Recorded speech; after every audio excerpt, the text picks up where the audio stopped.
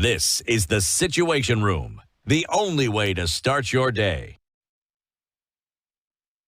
As you're here this morning and getting into it, thank you for being part of the Situation Room this morning. Welcome. Thank you. Have you been in Nairobi or did you come from the county this morning? I live in Nairobi, so I came from Nairobi. Okay. Yeah. Karibu sana. Yes. We're going to start off this conversation with today's proverb. Dennis will tell you where we are, and we'd love your interpretation of it. So we are in the country of home of champions, that is Morocco. It's a country that is famous for its mint tea known as Atay, or the locals call it the Moroccan whiskey, right? Now, couscous is the national dish usually served on Fridays, and spices like saffron, cumin, cinnamon, and paprika are central to Moroccan cooking. But let's go to the proverb today. He who doesn't have honey says it's bitter. He who doesn't have honey says it's bitter. How would you interpret that? Whoever is not in a position of privilege definitely will try to delegitimize that other person who is in privilege. Yeah. Right? Beautiful way of looking at it. Absolutely. Yeah. Delegitimize. Yeah, oftentimes you do that just without even knowing the thing, isn't it? Well, great to get into it. Governor, your county oftentimes is touted as the one that is leading from the front and leading by example in terms of the things that you've been able to do. We've just come off of the devolution conference, whereby devolution was given a second look. And then thereafter, we celebrated Katiba Day, whereby a number of things in the Constitution then being celebrated and remembered, and one of them is devolution. So 15 years of Katiba, a new one, and within that 14 years of, devolution. Just from your point of view, having been a senator before that, and then coming into the governorship, how have things changed, or how have things gotten better, if they have, from your point of view? One, what we call a representation. Previously, we had a central form of government where quite a number of Kenyans, particularly the marginalized groups, they felt that they are not fully represented at the center. But now with devolution, every community has an opportunity to own a certain government.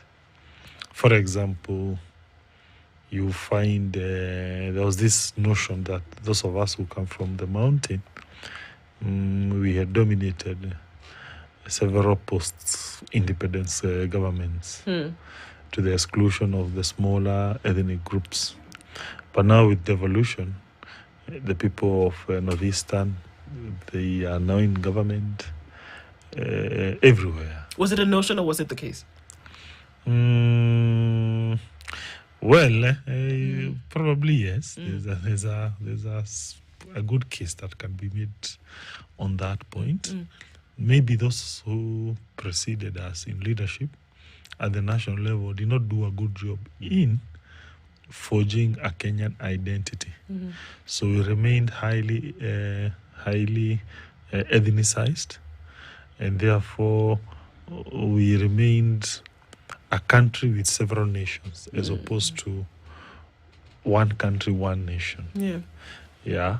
So devolution, to a certain extent, it made everyone feel at least now we have something we can push and we feel represented as being part of Kenya.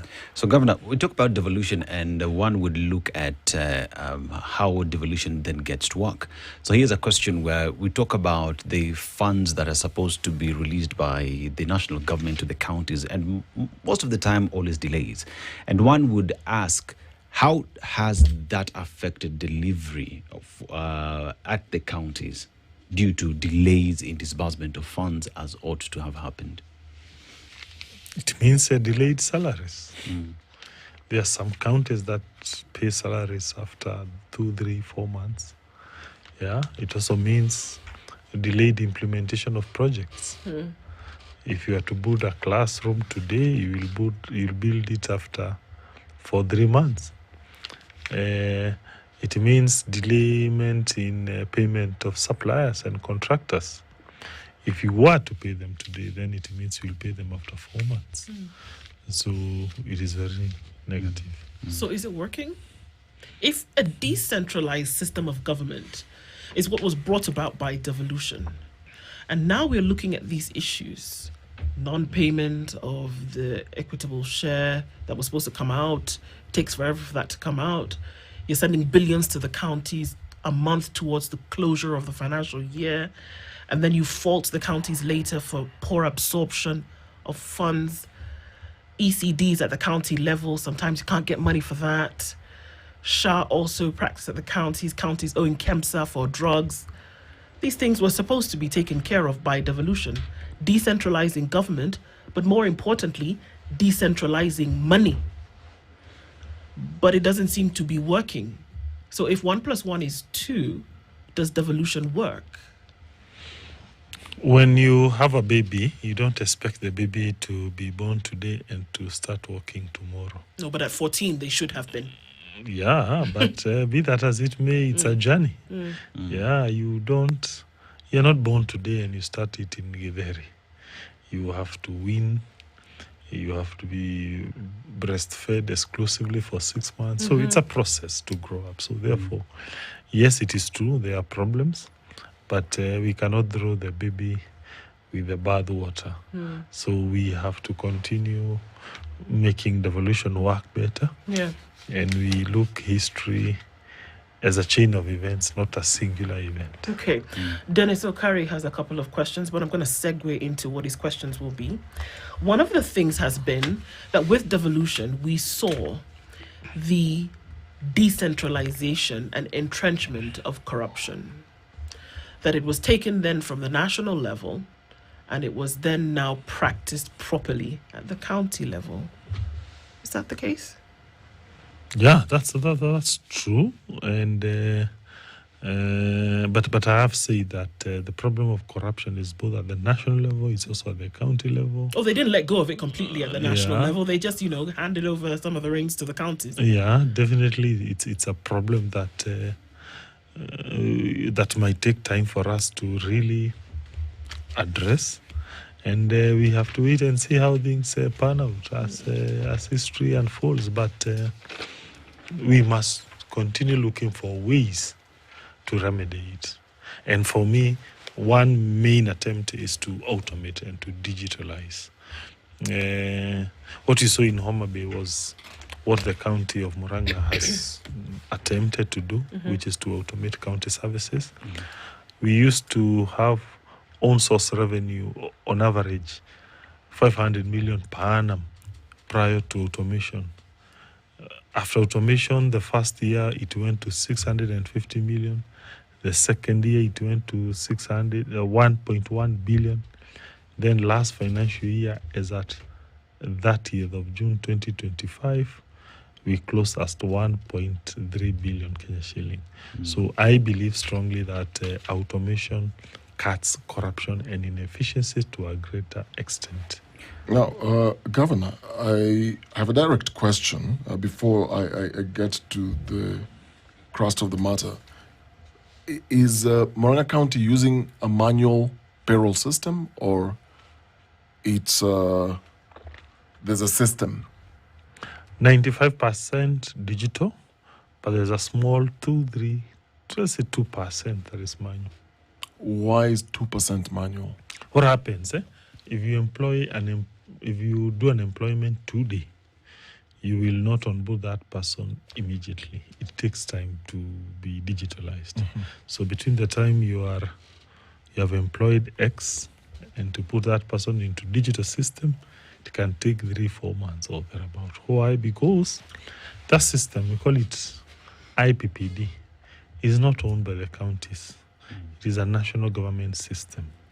So by the time now you give them their documents, they start to map you into the system, it takes a little bit of time.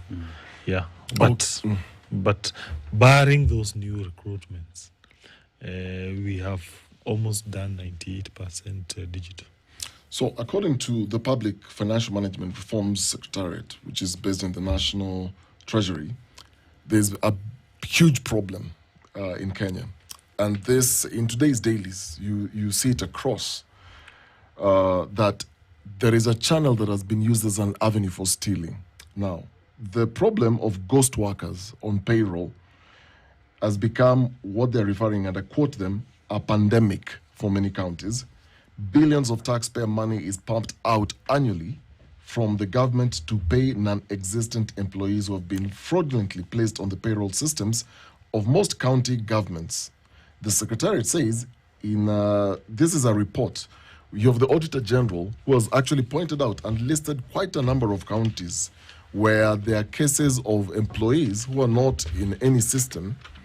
Either of these two things. One, they're actually earning two salaries from two government entities, which is, again, against the Constitution. Or two, they actually don't exist. They are ghost workers. So in essence, then this will mean they're either not in that system or manually they do not exist, but the salary going to somebody's account. In your experience as governor, I don't know the Murang'a case, whether there were any ghost workers when you took over. Were there any?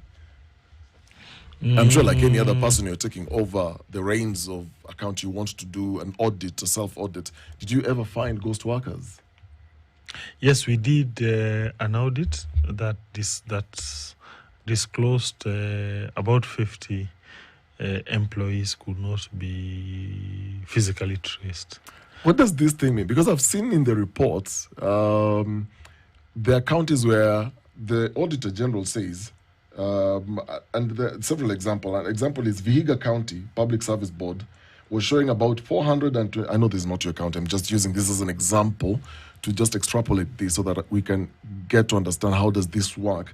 426 employees could not be traced in one county. 426. This is just one. In another county, it was 1,900. Which one was this? I was looking. One in Kericho County, the Auditor General, Nancy Gadongo, flagged the possibility of ghost workers since 1,955 employees had not been allocated personal numbers. The people do not exist. So when you say they could not be traced, these are just names of people with phone numbers, ID numbers, KRAP numbers, or how do those names appear in the county payroll and they can't be traced? Okay, let me talk of the 50 that I found in Murang'a, Yes. and also talk about these numbers. Yes. Because there's a story that is not revealed by that report. Okay.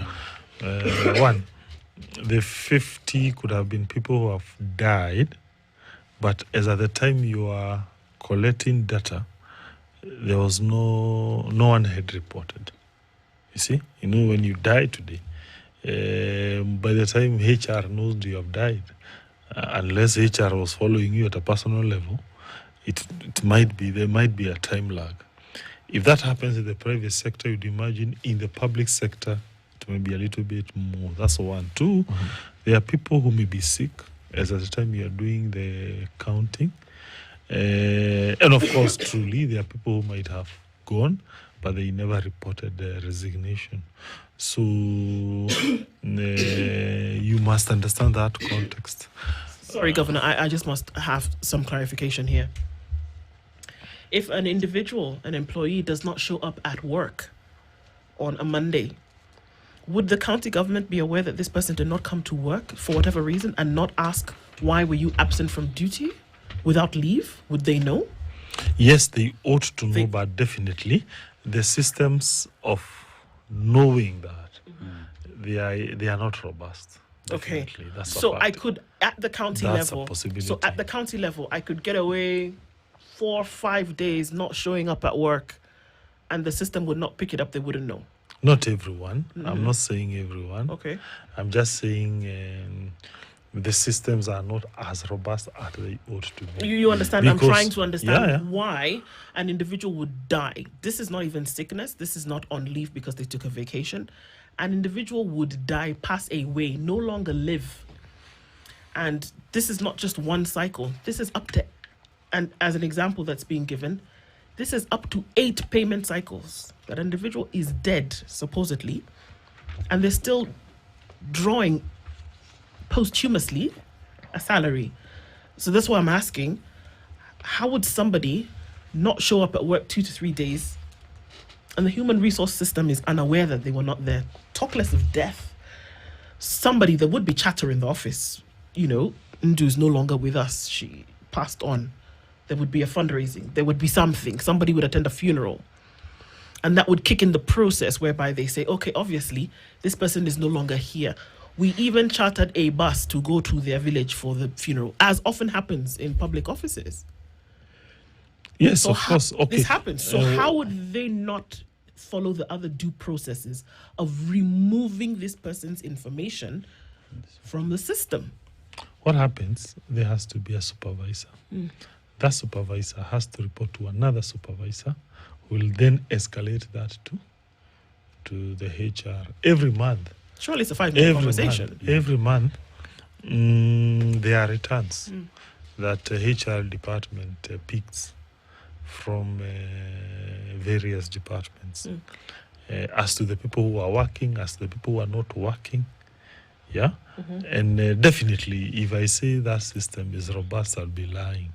So you can easily get into that, where 1 or 2 people are not being picked up by the system.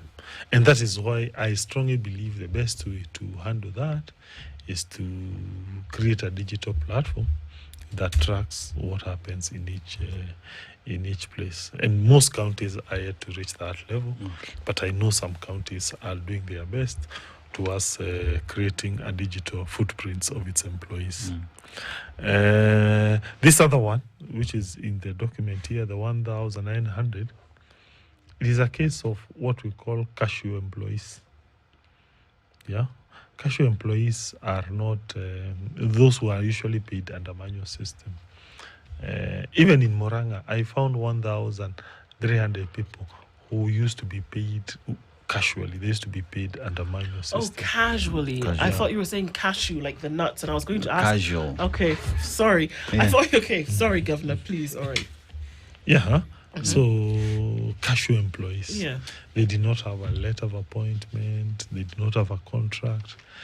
They were not. There's a government systems that grades employees. You're in this grade, you're in this grade, you're in this grade. So they were not put into that system. It is domiciled here, the national government. So, in short, most counties have that problem. So what the Moranga County did was first to input them into that system, which we call it IPPD.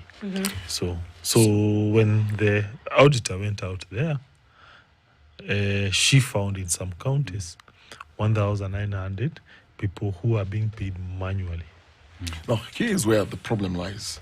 Majority of these are not able to be traced. My question then would be, if there is a percentage that is whose details are in a system, so when the payroll is coming out, you can clearly tell who this person is, the KRA PIN number, and all the personal details. Then you have another segment, like you're saying, they may not necessarily feature in a grading system within the government, so they are hired casually and they are paid through a manual payroll system. Is there a way of verifying, for example, in the case that you found, you have over 1,000 people. This is a list of people who are actually doing some work for the county and they're receiving money. Is there a way of knowing whether they're actually real people, or is it a question where I can say, sorry to use your name, Irungu Kangatta will be paid, let's say, 20,000 for maybe sweeping the bus stage or something. Then you have Dennis Asseto, you have this. How are you able to authenticate that these are actually real people and this is money that is being paid to real people who render the real services? Allow me not to speak on behalf of other counties. You see, Moranga is not in that list. So I may not be able to really speak on their behalf. So let's speak about the case of Moranga. So you have 1,000 people. So for Moranga, I think, as I have said, everyone who transited into the digital payroll of the which is here in Nairobi, the IPPD system. So we no longer have that problem. It used to be there, but we no longer have that problem. Everyone was given a contract or 5 years, those who are under casual employment. And that's it. The other program is for internship, which is basically internships. Yeah. So, Governor, you look at the collaboration between the national and county governments with regard to ensuring that the counties get work. So it's a question of, let's talk about the ghost hospitals that we continue to witness here, and ghost schools and whatnot.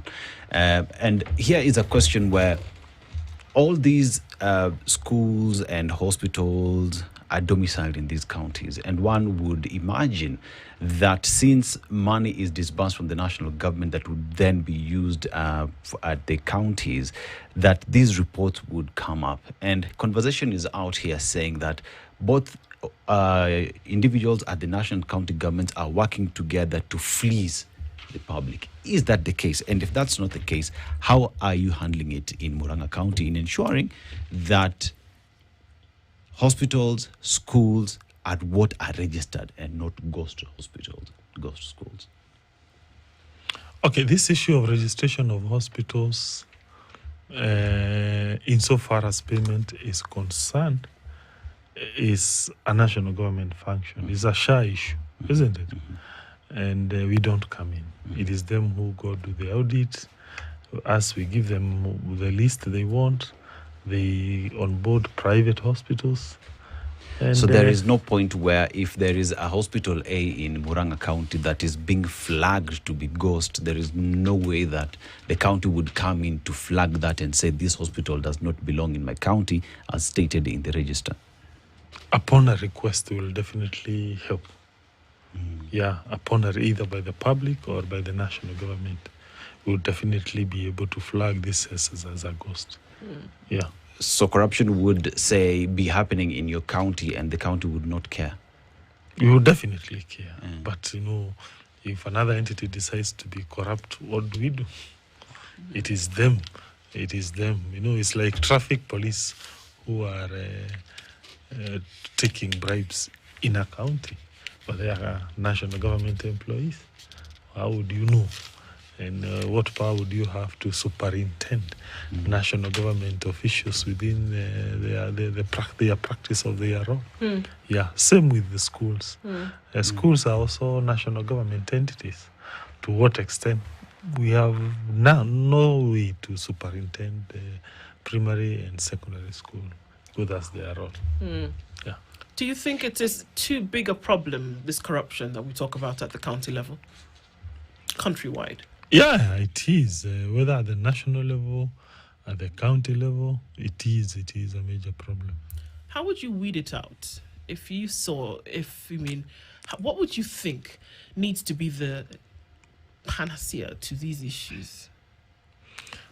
I think there are several interventions that Kenyan society needs to do. Several. And one, we start with the criminal enforcement entities. They need to prosecute people, take action. That's one. Two, there's a role of automation and digitization, because you need to reduce incidences where people and officials interact. The more they interact, the higher the propensity for corruption. The less they interact, the less the propensity for corruption. So digitization helps. Number three, I also think there's a role of society, particularly how we practice our politics. I say so because there seems to be like a rush for politicians to look for money, to be re-elected. And that then creates a society where there's a lot of incentives for people to do misdeeds. And whenever a common mwananchi takes money from a politician, often than not, that is money that has trickled out of public coffers. And therefore, if we were to have a mindset where we make our politics less expensive, where the population also doesn't demand lots of money from politicians. I definitely see a situation where that issue is remedied. Yeah. And of course, it will not be eliminated, but definitely remedied. And it will create a society where people can get into leadership without the necessity of having money. Who would push for this criminal investigation and prosecution? Who would be the one that would push for that? Of course, the established prosecutorial agencies. Yeah. So, the Auditor General gives a report, as she often does, and we've seen the last one, where counties are brought into question over and over again. What would be the next step? You've sat in a senator position. You served as a senator previously, where the oversight came right under your belt, and these reports would also make their way to the Senate floor, right? Such reports also visited you then. In that moment, what would be the recommendation? Or is it a read the reports and it collects dust as it has for the longest time? Of course, there are prosecutorial agencies that needs to take Senate recommendations seriously and prosecutions done. But I really strongly believe that society has a role. I've been in this game for long, and I know the kind of incentives politicians have. And once those incentives, if they are not remedied, I think we will be just going into a circular game. I know, for instance, we all know, let's say, a credible presidential candidate, the kind of money he or she needs to amass. And I don't know how or why then we would expect them to have such large sums of money. And then we don't ask ourselves, where did they accumulate that money from? Unless Kenyans become a little bit revolutionary. Revolutionary means they elect a leader without putting money as a premium. Definitely, then this problem might still be there. So it seems like if we're to peel this conversation like how you'll peel an onion, we've just started peeling this slowly. So you've said what has happened. We have a society problem, and I think we all agree there's an issue. The corruption has gone to the deepest trenches. And here's a situation, for example, where then the politician is expected to dish out money because, like you said, there's a frenzy at the moment to get as much money, or accumulate as much money ahead of the election. And we all live in this country, and the reality is this country is, we know whoever wants to run for any seat, you need money to run. Now, what about a situation where it's then politicians who are actually then receiving the money? And in this case, I want to refer to a meeting that happened in State House, and there are conversations around certain groups of people that were paid money to attend meetings. And these monies, obviously, for lack of a better word, to buy these people. You know who I'm referring to, Governor. And so the question then is, if it's a society problem, and seems like there is an expectation from the public to get money. For example, if you're running, the expectation is, Governor, tuachie kakitu. That is the expectation then from the public. But then when it is Governor, who is also now called into a meeting room, and then pia nawe unapatiwa bahasha, what is it saying about our politics, and in reference to the meeting I've just mentioned? I will only use generic words and refer to two elections, which I don't know whether do you blame politicians for failing to give a better, how do I say, menu of political choices, or do you blame the people? I don't know, who do you blame? Because there's also that element that you have to give credible choices for people not to go that direction. I say so because in 2002, I think that was a fairly revolutionary election. How so? One Kenyans united beyond tribes. That was one. Two, I saw an election where money was very de-emphasized. In fact, it was society giving money to politicians, not politicians giving money. Yeah, it was a change election. And indeed, when that government came into power, 2002, 2007, we had an economic boom.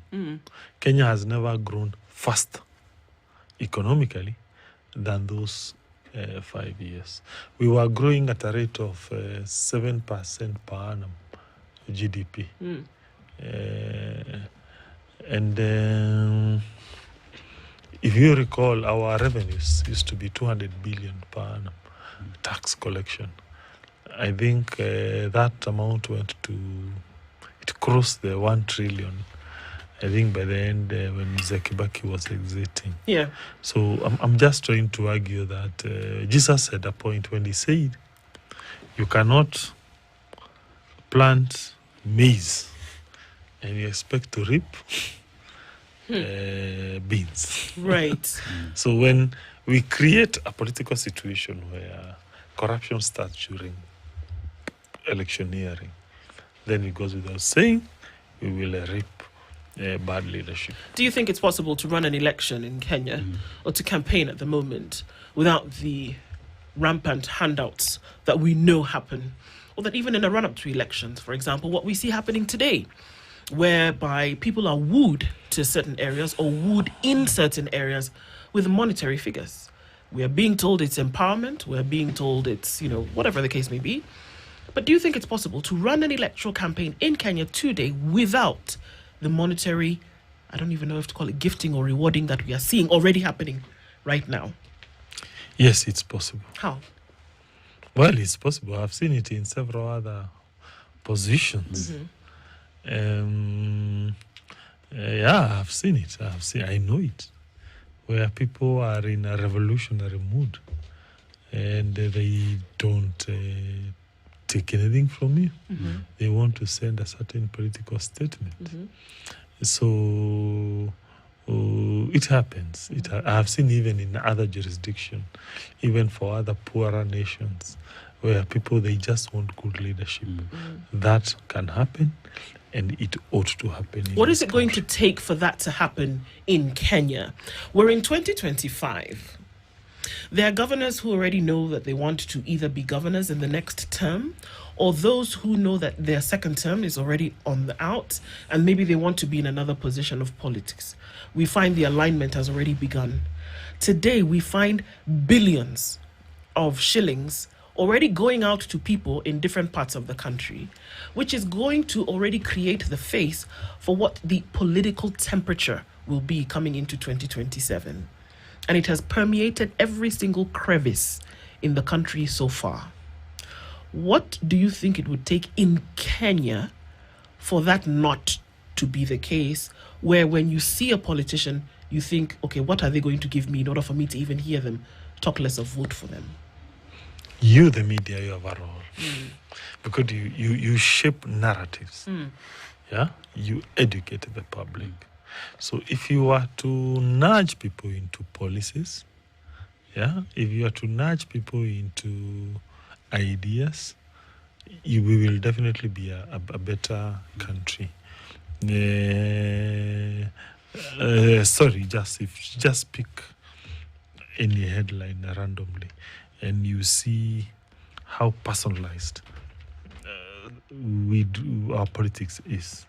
It's about X, it's about Y, an individual. It is never about a policy position. What is the policy position of, let's say, UDA or even President Ruto on education, or let's say housing? You see, what is the policy position of the DCP or even DP or even Wiper or even whatever party about do they believe in privatization of state enterprises or they do not believe. So if our politics could now turn less personal and more issues, and I see a role in the media towards that shift, we would have a better country. Because currently no one knows the manifestos of various governments. We do not know. And if you were to know, then I can tell you this country would be miles ahead. But Governor, one would say that with everything that is happening in the country, let's take, for instance, the current government. The manifesto is there, the bitter agenda that they used to get into power. And you look at what was promised vis-a-vis what is happening, and there is a direct shift. And you look at the role of politics in fighting corruption, and one would look at it and say, the media will highlight, will give the agenda and policies, but if the political class is not willing to change, because I remember as we got getting into the 2022 elections, there was talk on campaign financing, but the people who actually fought that were the political class themselves. So then as the media pushes the conversation on anti-corruption and changing the society, how about the political class that is not willing to play ball in it? So what role then does the political class itself play in ensuring that these conversations on policies do not get lost? No, that's okay. If they breach their commitments, you highlight that so that they get kicked out after 5 years. Yeah, they broke promises, if that is the case. So for that is the easier part. For me, the hard part is various people who want to become the president. Do we know their manifest? Do you know their platforms? Do we highlight their platforms? Okay, even let me just give even an example for governors. Do you know there are counties where children go to school for free in high school? Wherever every person they have been able to achieve, they pay all school fees for their children. Do you highlight that? Yeah, do you highlight that? Do they ever get an opportunity to come and tell their story? Mandera County, Mandera County pays for every child's high school education. So do they ever get an opportunity to say how they have done it? Or do we then devote all our time to highlighting issues of that is empowerment program of the UDA government, the controversies of let's see, the drama in the opposition? Is it Matiang'i? Is it Kalonzo? You see? So you have a situation where leaders who propagate policies like that example I've given of Mandera, free secondary school education, they don't get the opportunity to tell their story. And even if and that is deemed as if it is not a story worth telling. But the coalition building, the politics of what, that becomes the real story. And therefore, we continue entrenching politics of personalities, rather politics of issues. And that then means even if you get politician X out of power, you bring politician Y, Kenya will not move an inch forward, which is wrong. Okay. What do you see as the outlook as we're looking into the next couple of years? And again, we've just come off of a place where devolution as a system of managing a nation has stepped into its 14th year. And under a new constitution with its promulgation taking place in 2010, where does constitutionalism come in here? And where are we going into the future? Do you feel that the constitution has been upheld when it comes to how the country has been managed? Yes and no. Okay, let's start with the yes. Of course, we do have strong courts. They have rendered landmark judgments, like the decision to overturn the election win of President Uhuru in 2017. That was a major constitutional movement. The decision to stop BBI and several other judgments. They have made judiciary to get a reputation of being robust. Of course, not every judgment personally I've agreed with them. I know they have also stalled development in several instances. But be that as it may, that shows a robustness of our constitutional order. Devolution, notwithstanding the problems that we continue having, it is working. Yeah, I know of counties that have done a great job, and we need to congratulate those counties. Of course, despite the various problems. Yeah, some counties have renovated ECDs. They have built more dispensaries, more hospitals. They have paved roads. So we have misses here and there and hits. As to the negative is we still continue to practice our politics based on ethnicity. We don't have a national agenda. Yeah, and when you look at the Constitution, it envisaged a one united Kenya, and therefore, for me, that's the greatest miss of this Constitution.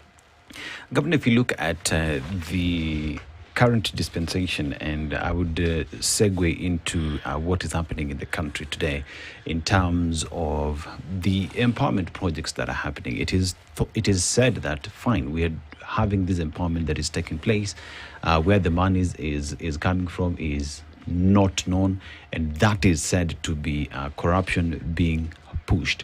And you look at what is happening, and one asks the question, as a country, I want you to just speak not as the governor, as a country and a government, is fighting corruption our priority as we speak?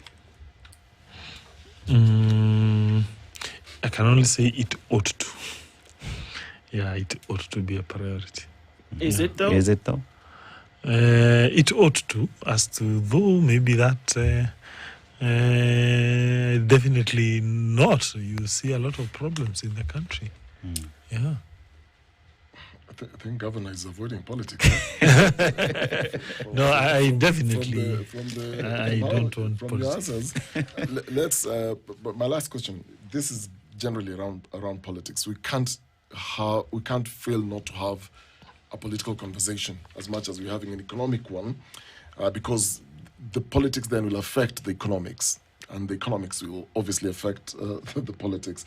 Let's look at an issue here, and we've been hearing about this issue for the longest time, and we are inching closer to by-elections, and by extension, the general election, and it almost feels like we are seeing a creation of different alliances ahead of the by-elections, which is almost like a show of force of what then will happen in the general election. And I'm looking at numbers, IBC numbers here from Central Kenya, because you're from Central. And I'm looking at 2022 figures. Kiambu was leading with 1.27 million registered voters. Then Meru follows with 772. You'll correct me if I'm wrong. The third one is Murang'a. Your county has the third largest voting bloc from Central Kenya, which is around 620,000 thereabouts. Yeah. Around 620,000. Where are you seeing the next shift? Because we have been told that, the voting bloc from that region is very crucial for any one of these groups that wants to then win the general election. Let's talk politics. From your perspective, you're from Murang'a, where are you seeing, what do you see happening, or what are you hearing from the ground happening? Is there a sense that there is a a common ground, or is there a conversation around splits? Because we keep hearing the Kiambu may end up splitting from the rest, and the politicians are saying, "I think it's time we split from the others," and the others are saying, "You can't come with that conversation right now." Where are we?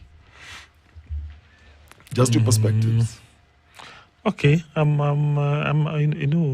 it's good for a person to admit deficiencies. I'm the most unqualified person to answer that question because I have not put my mind on politics for the last 3 years. I think the mistake was mine. When I was seeking the position of a governor, I forgot to ask for a mandate to practice politics. The mandate I sought from Muranga people was on certain specific economic issues of healthcare. What do we do about access to hospitals? That's why we came up with that card. We gave them to the poor households. What do we do about education? ECD. That's why we gave little children free meal, and we renovated their ECD classes. What do we do about agriculture? That's why we gave them free certified maize and fertilizer to boost food security. But when I was a senator, most likely I would have been very qualified to answer that, or a member of parliament. But I'm so sorry. I didn't seek that electoral mandate of practicing politics, so I rarely discuss politics. And I can only say that once in a blue moon I will hear some rumors there, and I suspect that the region will remain united. Definitely, that one I know. It will also the turnout might be very huge. And that's it. Governor, one would ask, remain united in UDA or DCP? You see, now that's politics again. The mountain will remain united. Yes, definitely. And that will one. turn up in large numbers. That one, be assured. But I'm sure next year the region, there's a period the next region year will be where you united, invite governor. and it will turn out in very large numbers. Perhaps there will be They are buoyed. That one I can hear them talking. And the idea of, like now when you talk of Kiambu is 50% Muranga. In fact, it is 90% Muranga, Kiambu. Why? The people who live in Kiambu came to Kiambu in 1910s, and they were from Muranga, all of them. The people you see in Gatundu, you see in Limuru, they are originally from Muranga. If you ask them, they can trace their Muranga ancestry. Very closely. And but even the current generation of Kiambuans, if you go to a place like Vika or Ruiru or Juja, 70% is Muranga people. So when you talk of a person like Alice, MP Vika, she's from Kandara. Who else? So basically, you can't really talk of Kiambu without talking about Muranga. You can't talk of Kiambu without talking of Muranga. So the idea I'm trying to bring is that we are conjoined. Yes. We are tied to the hip. And and that is how we know that the governor from Muranga County, Irungu Kangatta, talks politics even when he doesn't. Thank you so much for being here this morning, Governor. We appreciate the conversation. Looking forward to talking with you again in the future. Like Okari said, maybe next year, around this time, conversation might shift. Good morning. It's 9:01. This is the Situation Room, the only way to start your day.